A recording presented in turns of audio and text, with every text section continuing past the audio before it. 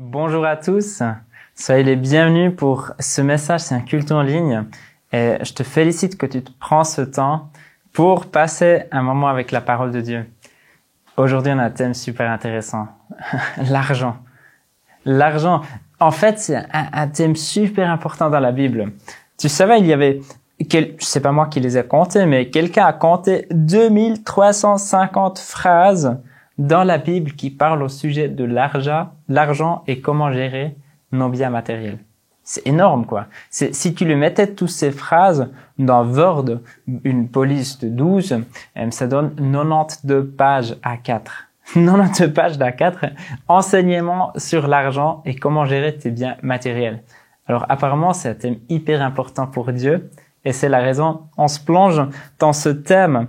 Dieu ne s'intéresse pas forcément pour l'argent en soi. L'argent en soi, c'est soit du papier, soit un peu du métal, mais l'argent est révélateur. L'argent est révélateur en quoi je place ma confiance. Est-ce que l'amour pour mon prochain, il est sincère? Est-ce que, comme le dit Jacques, je dis seulement sois béni mon frère, tu es dans le besoin, mais Dieu le pourvoira? Ou est-ce que je suis moi-même prêt à le soutenir, à lui donner à manger ou à s'habiller? L'amour ou l'argent révèle également où est mon trésor. Et la Bible dit là où est ton trésor, là il y a aussi ton cœur. Alors parlant de l'argent, je vais te donner 7 principes qu'on trouve dans la Bible. Comment gérer son argent? 7 principes pour dépenser, économiser et donner. Et c'est des principes qui sont défiants. C'est pas si facile de les mettre en pratique. Mais tout à la fin de ce message, il y aura la clé qui va t'aider à mettre tout cela en pratique. Alors, si pendant le message tu désespères, mais attends la fin. À la fin, il y aura une clé qui sera utile pour mettre tout cela en pratique. Alors, c'est parti. Le premier principe, c'est tout argent appartient à Dieu. Et cela, c'est peut-être déjà choquant. Tu te dis quoi, tout argent appartient à Dieu? On m'a toujours dit que c'est plutôt 10%, non? Il y a 10% de mon salaire, je les donne à Dieu. Et les 90 autres, on est d'accord, je peux faire ce que je veux faire. Tu veux pas me dire que Dieu s'intéresse aussi encore pour les 90% qui me restent? Dans AG 2, verset 8, on peut lire ce verset. L'argent m'appartient, l'or m'appartient, déclare l'Éternel, le maître de l'univers. Il y a tout l'argent qui lui appartient. C'est peut-être sur ton compte, mais en fait, la vision de Dieu, c'est il y a toutes les richesses, il y a tout qui m'appartient. Et la Bible nous donne dans Matthieu 25 une parabole, et dans cette parabole, c'est plutôt chacun reçoit des talents, ce qui était de l'argent à l'époque, et à la fin, chacun doit rendre des comptes à son maître comment il a géré son argent. Et dans ce sens, quand je regarde mon compte, j'ouvre mon application de la banque, je vois l'argent qui est sur mon compte, la Bible m'encourage d'avoir cette vision, mais tout l'argent appartient à Dieu.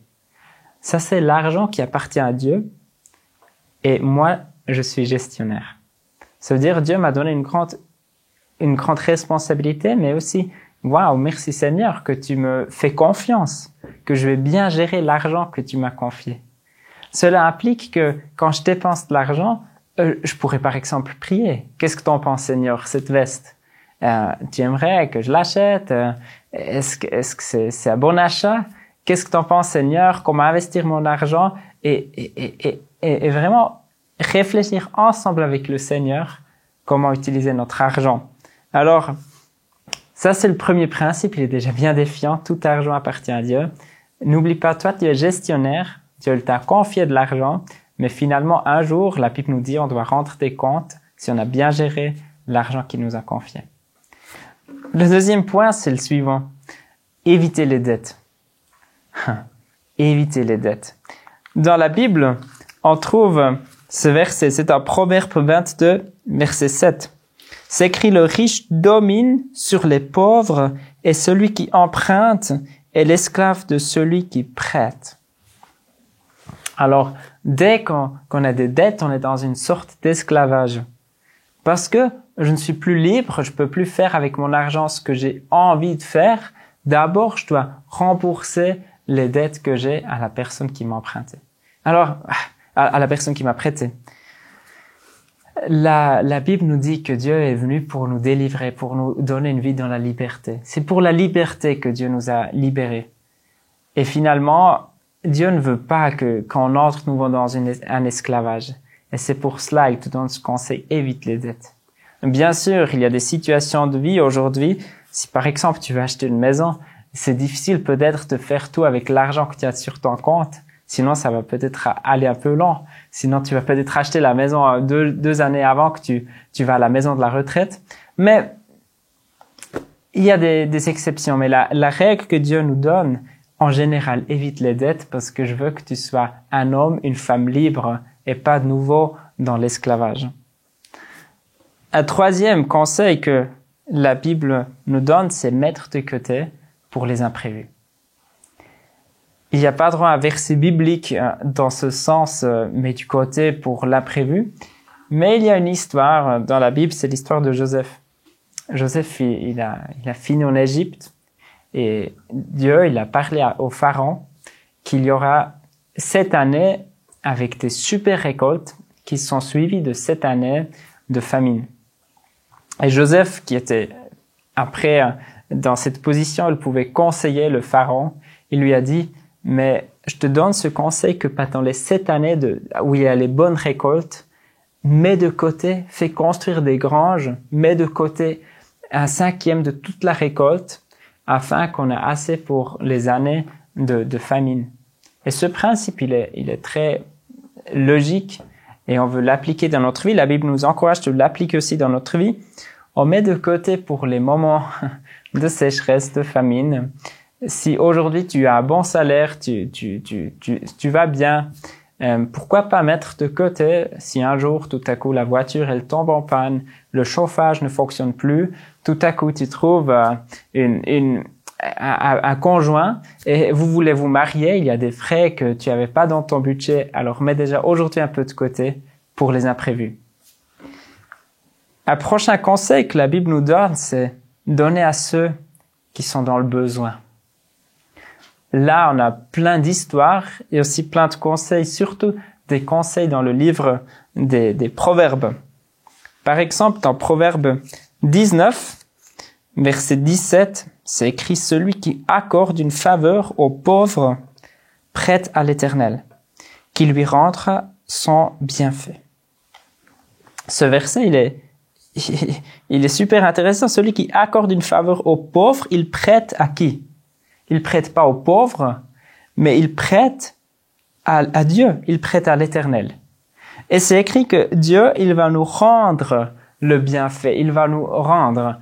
En fait, on peut pas seulement investir, faire des placements à gauche, à droite. On peut aussi investir notre argent. On peut prêter à Dieu, selon la Bible, en donnant aux gens qui sont vraiment dans le besoin. Et Dieu, il dit, je l'ai vu et je vais te le rendre. Ça veut pas dire que c'est toujours dans cette vie que Dieu nous rend le double ou je sais pas quoi, mais Dieu, il voit et il bénit selon sa manière. Mais si toi, tu prends soin du pauvre, Dieu il prend soin de toi, que toi, tu vas toujours avoir assez. Un autre verset qu'on trouve, c'est dans Proverbe 21, verset 13, sur le même thème, celui qui ferme son oreille au cri du plus faible criera lui aussi et n'aura pas de réponse. C'est violent. Mais si moi, je ne suis pas prêt à entendre le cri de celui qui a faim et soif, mais si un jour moi je suis dans le besoin, la Bible me dit que je serai moi-même dans le souci. Alors, la Bible nous encourage vraiment de bien ouvrir, de bien écouter, ouvrir les oreilles. Et en même temps, il y a un verset dans Proverbe 22, verset 9, qui dit « L'homme au regard bienveillant sera béni parce qu'il donne de son pain aux plus faibles. » Alors, avoir un œil bienveillant, avoir un regard bienveillant, regarder, est-ce que quelque part il y aurait peut-être une occasion à donner, à être généreux? Est-ce que quelque part je pourrais soutenir quelqu'un? Est-ce que je pourrais peut-être offrir du temps, mais aussi de mon argent? Est-ce que je pourrais soutenir quelqu'un? Il y a deux sortes de besoins dans ce monde. Il y a des besoins spirituels et des besoins matériels. On peut soutenir des personnes en venant en aide pour leurs besoins spirituels, en apportant la bonne nouvelle de Jésus. Et en même temps, il y a des besoins matériels qui sont aussi là et que nous sommes aussi appelés d'aider en tant que chrétiens.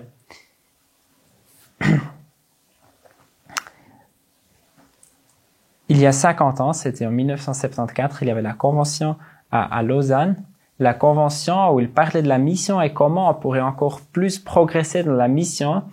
Et finalement, dans cette convention aujourd'hui, c'est écrit, c'était poussé par John Stott qui voulait qu'on écrive là-dedans qu'on a un privilège, une responsabilité en tant que citoyen des pays plus riches de ce monde, de commencer à vivre un style plus simple, de vivre dans la simplicité, de renoncer à un certain luxe afin qu'on puisse donner généreusement à ceux qui sont dans la pauvreté. C'est un autre principe. Est-ce que je peux encore plus renoncer à quelque chose pour offrir davantage à d'autres? Je pourrais par exemple renoncer pendant une année à prendre l'avion pour faire des vacances à l'autre bout du monde, faire des vacances plutôt simples dans notre pays et mettre l'argent de côté que j'aurais dépensé en plus et soutenir des personnes qui sont dans le besoin. Je pourrais par exemple, en tant que jeune, me dire, mais pendant 6 mois, je renonce à mes abonnements de Netflix, de sport, de Spotify, tous ces abonnements, et je vais mettre l'argent de côté que j'utiliserai pendant ce temps. Je renonce à un certain luxe et je soutiens des personnes qui sont dans le besoin. Ça pourrait être plein de choses. Peut-être tu as des autres idées. Peut-être c'est ton petit luxe, les 10 heures toujours, le petit coca avec le petit pain au lait, et tu dis, mais en fait, une pomme me suffira, et l'argent, tu peux mettre de l'argent de côté pour soutenir des autres. Un prochain principe qu'on a, c'est soutenir ton église locale. C'est un principe qu'on trouve dans la Bible. En fait, la base, c'est dans l'Ancien Testament. Dans l'Ancien Testament, Dieu, il avait son peuple. Il y avait 12 tribus. Et finalement, il y avait une tribu qui avait cette tâche de prendre soin du tabernacle, du temple.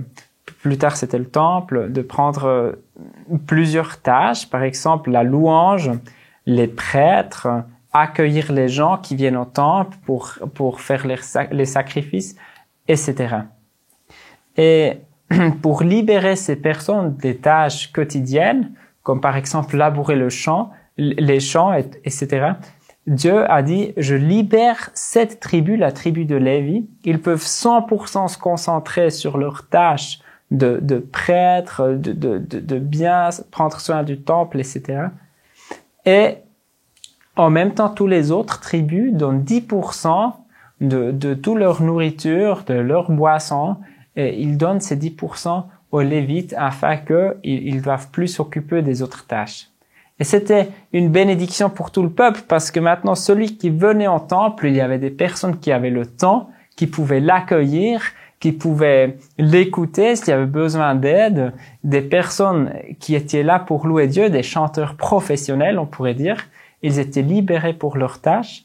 Et en même temps, les Lévites, ils pouvaient vraiment se consacrer 100% sans toujours se soucier « Ah, mais qu'est-ce que je vais manger ce soir ?» ou encore tard le soir, aller sur les champs, faire leur travail.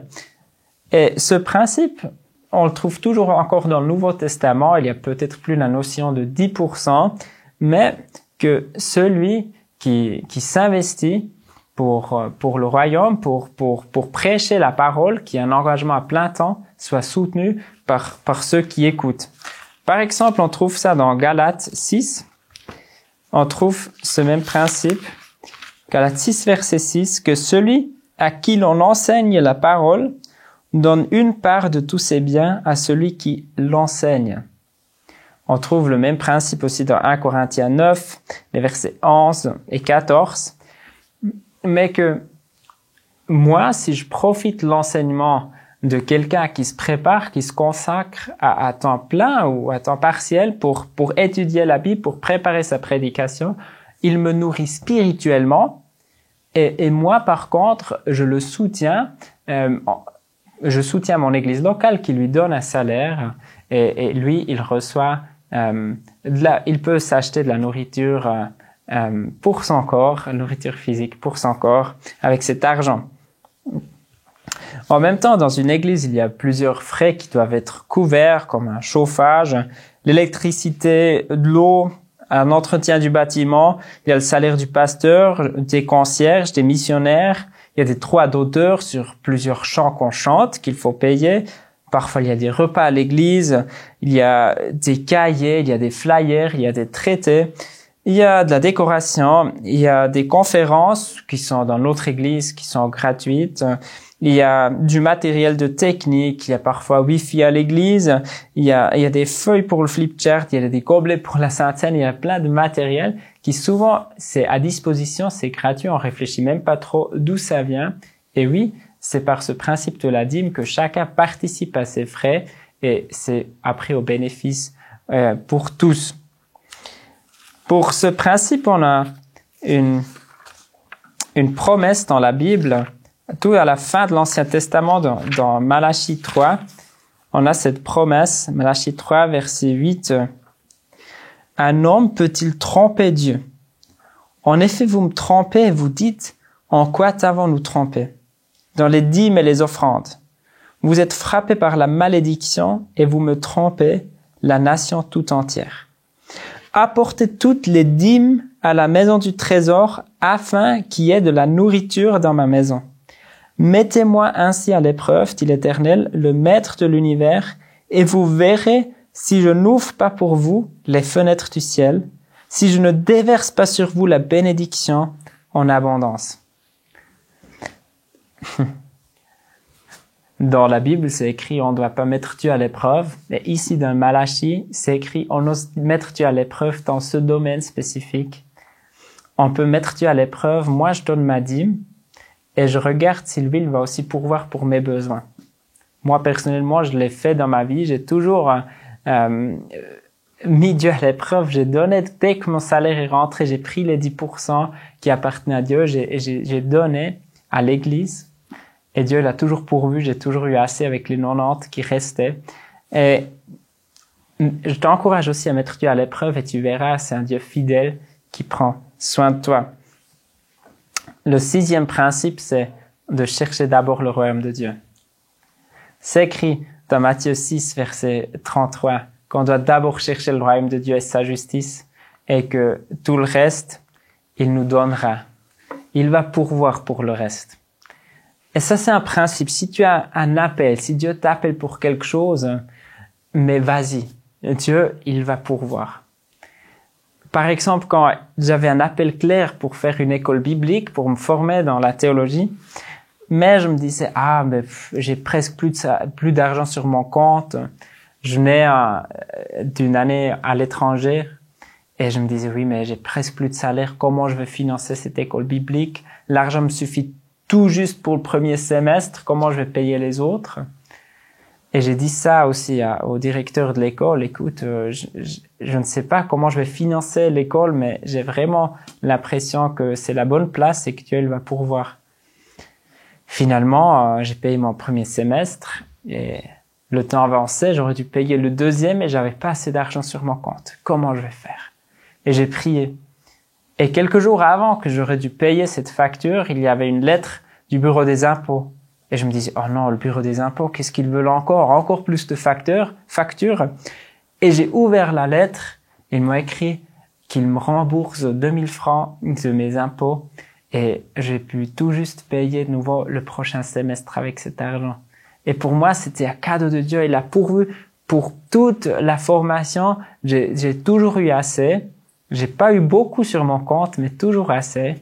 Et Dieu, il est fidèle. Alors cherche d'abord le royaume de Dieu. S'il t'appelle à faire quelque chose, mais fais-lui confiance que lui, il va aussi pourvoir pour le reste. Un dernier principe qui est très difficile à mettre en place, un principe qui va peut te défier, c'est celui-là. Savoure la vie. C'est un principe biblique. De savourer la vie. C'est écrit dans Ecclésiaste 5. On trouve ce principe. 5 verset 18. Et même si un homme a reçu de Dieu des richesses et des biens, s'il lui a donné le pouvoir d'en manger, d'en prendre sa part et de se réjouir au milieu de son travail, c'est un cadeau de Dieu. C'est impressionnant, c'est écrit dans la Bible qu'on doit se réjouir, savourer, manger, boire, réjouis-toi des biens que Dieu t'a donnés. Il t'a fait confiance et si tu travailles, tu mérites aussi un salaire. Et alors, mets aussi en pratique ce principe. La Bible n'est pas extrême, elle nous dit pas, mais maintenant il faut travailler dur et donner tout l'argent aux pauvres. Mais non, elle nous dit aussi qu'on en savourait la vie. Si tu as bien travaillé, tu mérites aussi des vacances où tu peux te reposer et une fois changer les idées.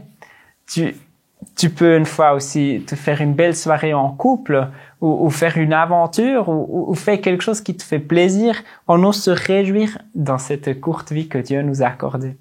Mais n'oublie pas que même si tu peux t'acheter plein de choses, c'est Dieu seul qui peut te donner le bonheur. Tu peux t'acheter une maison, mais Dieu seul peut te donner un foyer. Tu peux t'acheter une montre très chère à 50 000 francs, mais tu ne peux pas acheter le temps. Et tu peux acheter des cadeaux incroyables pour tes enfants à Noël, mais tu ne peux pas acheter leur bonheur. Tu peux te payer des vacances super beaux, Maldives, hôtel 5 étoiles, mais tu ne peux pas t'acheter la romance et une bonne ambiance dans ton couple. Alors, toutes ces choses, c'est un cadeau de Dieu. Jésus seul, il peut satisfaire vraiment les besoins qu'il y a dans mon cœur. C'est ce principe, ils sont peut-être défiants à les mettre en pratique. Mais j'aimerais te montrer la clé. La clé, quand la Bible parle de l'argent, c'est l'évangile. La bonne nouvelle de Jésus. Dans 2 Corinthiens 8, verset 9, on trouve cette clé. En effet, vous connaissez la grâce de notre Seigneur Jésus-Christ. Pour vous, il s'est fait pauvre alors qu'il était riche, afin que par sa pauvreté vous soyez enrichis. Ça, c'est la clé pour bien gérer son argent. En fait, Dieu, il était riche. Jésus, il était riche. Il avait tout ce qu'il fallait. Il vivait dans la gloire de son Père. Il est devenu pauvre. Il est devenu un être humain. Il n'avait pas grand-chose ici sur terre, afin que par sa pauvreté, toi et moi, nous pouvons devenir riches. Alors, être émerveillé de l'Évangile, c'est une bonne clé pour bien gérer son argent. Comprendre qu'en fait, moi, je suis déjà riche. Si j'ai tout le temps l'impression que je suis un petit pauvre, et bien sûr, je vais être avare avec mon argent. Mais si je réalise que je suis riche en Jésus-Christ, mais je peux aussi être généreux et bien gérer mon argent. Oui, je suis riche. Je suis pardonné, libéré, affranchi, aimé, accepté. Je suis super riche en Dieu. Alors découvre ta richesse en lisant la parole, en demandant au Saint-Esprit d'ouvrir les yeux et te montrer la richesse que tu as en Dieu. Et tu verras à quel point tu es riche et ça facilite beaucoup la tâche de bien gérer ton argent si tu as compris que tu es déjà très, très, très riche. Je te souhaite beaucoup de plaisir avec l'argent que Dieu t'a confié, de la sagesse, de bien gérer les biens que Dieu t'a confiés et aussi de la joie avec les choses que tu peux savourer dans cette vie.